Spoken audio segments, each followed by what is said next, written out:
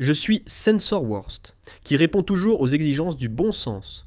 Je vais vous transmettre rapidement les nouvelles de la guerre au Moyen-Orient.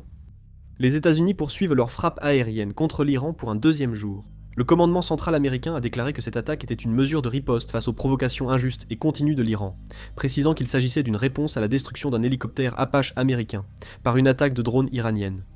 Des bombardements ont eu lieu en Iran, notamment à Téhéran et Bandar Abbas.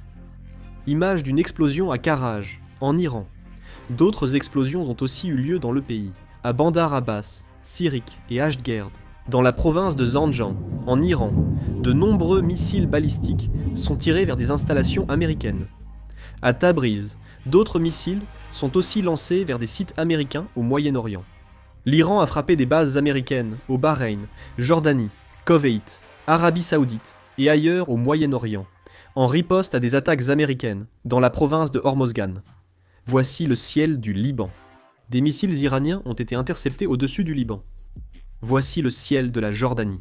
Des missiles iraniens ont été interceptés dans le ciel jordanien. C'est bien la Jordanie.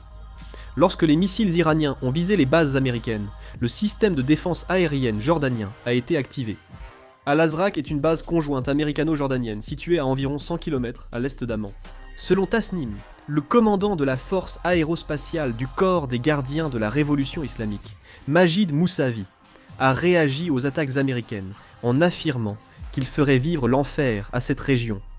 Dès que de nouvelles informations seront disponibles, je commencerai la vidéo et la mettrai en ligne. La vidéo se termine ici. Merci. Et là